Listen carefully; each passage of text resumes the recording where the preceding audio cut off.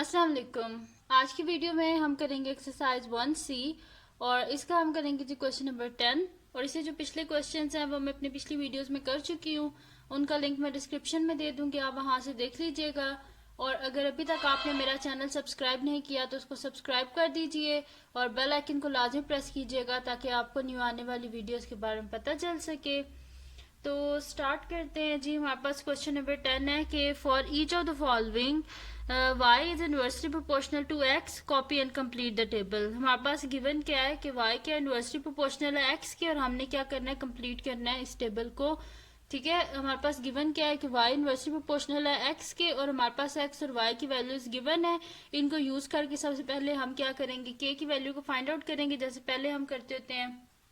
वहां से हम एक इक्वेशन बना लेंगे, फिर उस इक्वेशन को यूज करके हम बाकी जितनी रिमेनिंग हमारे पास अननोन है ना वैल्यू, जैसे कि एक्स और वाई की, उन सबको हम क्या कर लेंगे, फाइंड आउट कर लेंगे। ठीक है, तो यहाँ पे हम लिख लेते हैं सोल्यूशन। तो ठीक है, सोल्यूशन लिख लिया। अब सबसे पहले जी हमारे पास गिवन क्या है कि y के इनवर्सली प्रोपोर्शनल है x के, तो हम यहाँ पे लिख देते हैं since y is inversely proportional to x,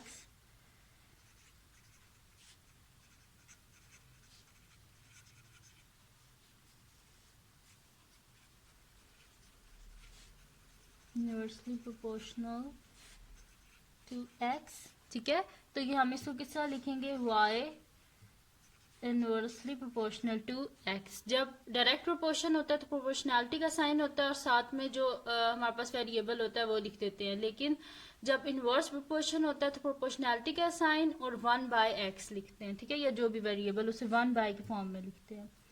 तो यहाँ पे हमें प्रोपोर्शनैलिटी का साइन नहीं चाहिए, इसको हटाने के लिए हम यहाँ पे कांस्टेंट इंट्रोड्यूस कराएंगे, तो k को हम एज अ कांस्टेंट ले लेते हैं। तो हम यहाँ हमारे पास क्या आ जाएगा, y is equals to k/x, और k के हमारे पास where k is a constant. ठीक है, हमने लिख दिया कि k हमारे पास कांस्टेंट है। ठीक है, अब क्या करते हैं हम कि वैल्यूज जो हमारे पास गिवन है ना x और y की, इनको यूज करके k की वैल्यू को फाइंड आउट कर लेते हैं। तो हम यहाँ पे लिख लेते हैं कि when x is equals to 3 and y is equals to 4, ये गिवन है x3 y4। ठीक है, तो ये यूज किया when x is equals to 3 and y is equals to 4। तो हमारे पास गिवन क्या equation y is equals to k/x। ठीक है, तो y के हमारे पास 4 is equals to k, x की जगह लिख देते हैं जी 3। ठीक है, अब क्या कर लेते हैं, हमें किसकी वैल्यू चाहिए, k की वैल्यू चाहिए, तो उसकी डिनोमिनेटर में 3 है, ये हमें नहीं चाहिए। तो हम क्या कर देते हैं, नेक्स्ट स्टेप में बोथ साइड पे 3 से मल्टीप्लाई कर देते हैं। तो हमारे पास क्या आ जाएगा, 3 into 4 is equals to k/3 into 3। ठीक है, बोथ साइड पे 3 से मल्टीप्लाई कर दिया। 3 और 3 कैंसल आउट, 3 4 से क्या होता है जी, 12 होता है। 12 इज इक्वल्स टू k, तो k की वैल्यू क्या आ गई हमारे पास, 12 आ गई। इसको इस इक्वेशन में पुट कर देते हैं। ठीक है, तो हमारे पास क्या है जी, y is equals to k/x, यानी कि y is equals to 12/x। तो ये थी जी रिक्वायर्ड रिलेशन जो हमने फाइंड आउट करना था, इक्वेशन वो हमने फाइंड आउट कर लिया है। अब इसी इक्वेशन को यूज करके हम क्या करेंगे कि जो x और y की वैल्यूज को हमने फाइंड आउट करना है वो फाइंड आउट कर लेंगे। ठीक है, तो हमारे पास सबसे पहले क्या करते हैं, जितनी भी x की वैल्यूज है ना, ये वाला पहले सबसे पहले ऊपर वाले बॉक्सेस को फिल अप कर लेते हैं, फिर नीचे वाले बॉक्सेस को कर लेंगे। ठीक है, तो पहले हम y की वैल्यूज को यूज करते हैं और x की वैल्यूज को फाइंड आउट करते हैं। ठीक है, तो हम यहाँ पे लिख लेते हैं जी के सबसे पहले क्या गिवन है, y की वैल्यू 24, तो हम यहाँ पे लिख लेते हैं when y is equals to 24। Equation क्या है हमारे पास, y is equals to 12/x। y क्या है 24 इज इक्वल्स टू 12/x। हमें तो x की वैल्यू चाहिए और x डिनोमिनेटर में है, तो इसको क्या कर लेते हैं, जिसके डिनोमिनेटर में कुछ ना, उसके डिनोमिनेटर में क्या होता है, 1 होता है। इनको क्या कर लेते हैं जी, क्रॉस मल्टीप्लाई। तो 24x is equals to 12 into 1 क्या होता है, 12 ही होता है हमारे पास। ठीक है, हमें किसकी वैल्यू चाहिए, x की वैल्यू चाहिए। बोथ साइड पे 24 से डिवाइड कर देते हैं। 24 और 24 कैंसिल आउट, ठीक है। तो 12 1 are 12 and 12 2 are 24। So x is equal to 1/2 और 1/2 किसके इक्वल होता है 0.5। तो x की वैल्यू क्या आ गई हमारे पास 0.5। जब y 24 होगा तो x क्या होगा हमारे पास 0.5। तो जो हमारे पास गिवन टेबल है उसमें हम x की वैल्यू को पुट कर देते हैं जो हमने फाइंड आउट किया है। तो यहाँ पे लिख देते हैं कि जब y हमारे पास 24 होगा तो x क्या होगा जी 0.5, ठीक है। आप क्या करते हैं जी, कौन सी दूसरी गिवन है y की वैल्यू हमारे पास 1.5, तो y को 1.5 लेते हैं और x की वैल्यू को फाइंड आउट करते हैं, ठीक है। तो लिख लेते हैं यहाँ पे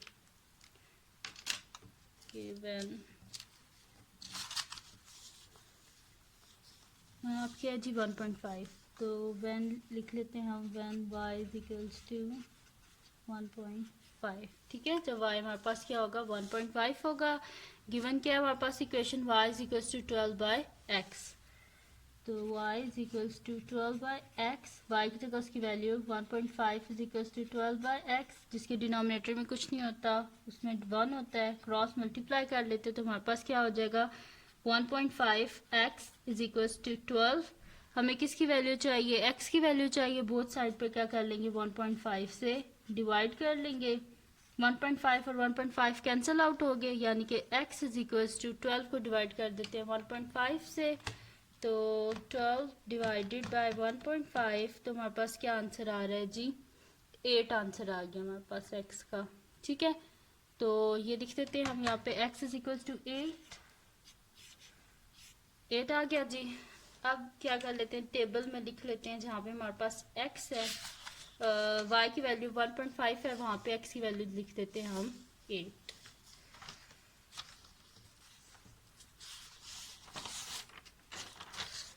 तो y की वैल्यू 1.5 है तो x की वैल्यू क्या है जी 8, सही है, ये लिख दिया। अब इसके बाद हम क्या करते हैं जी कि अब हमने क्या कर लिया जी ऊपर वाली x की वैल्यूज जो थी वो हमने फाइंड आउट कर ली है। अब हम क्या करते हैं कि x की वैल्यूज को यूज करके नीचे वाले जो बॉक्सेस हैं इनको कंप्लीट कर लेते हैं, यानी कि y की वैल्यूज को हम फाइंड आउट कर लेते हैं, ठीक है। तो सबसे पहले हमारे पास क्या गिवन है जी कि हमारे पास गिवन है कि x इज इक्वल टू 2, तो हम यहाँ पे लिख लेते हैं when x is equal to 2, जब x हमारे पास 2 है, ठीक है। तो गिवन इक्वेशन क्या है y is equal to 12/x,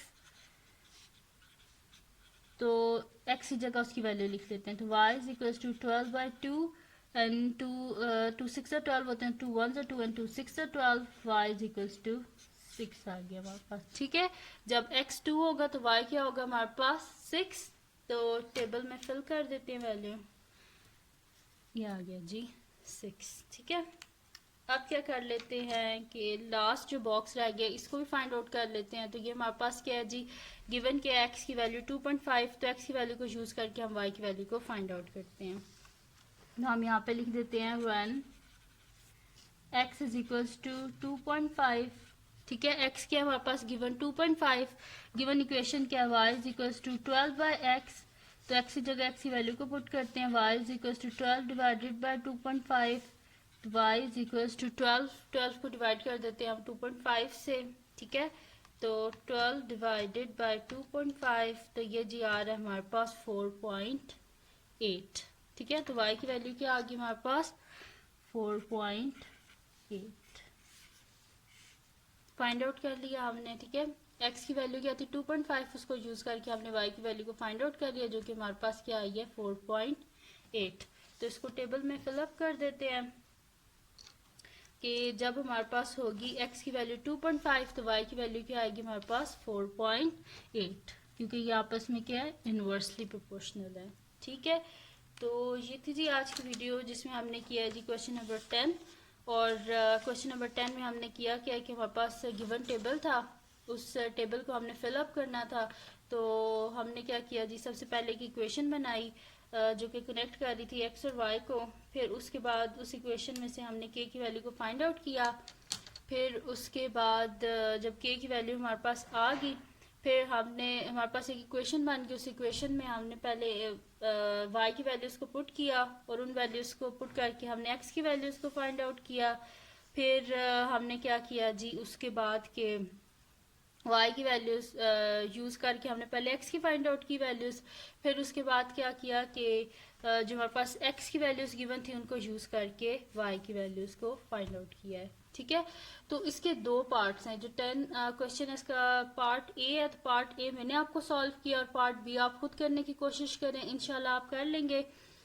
बिल्कुल सेम ही ऐसा, उसमें भी पॉइंट वाले ही हैं तो इसमें भी पॉइंट वाले हैं, तो अब वैसे कोई मुश्किल तो नहीं होनी चाहिए आपको। ठीक है, तो उसको कोशिश कीजिएगा, इंशाल्लाह आप खुद कर लेंगे।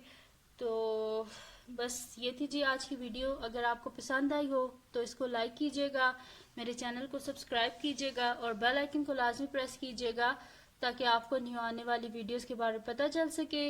और मेरे चैनल को अपने फ्रेंड्स के साथ भी शेयर कीजिएगा, उनसे भी बोलिएगा कि वो सब्सक्राइब कर दे और दुआओं में याद रखिएगा। अल्लाह हाफ़िज़।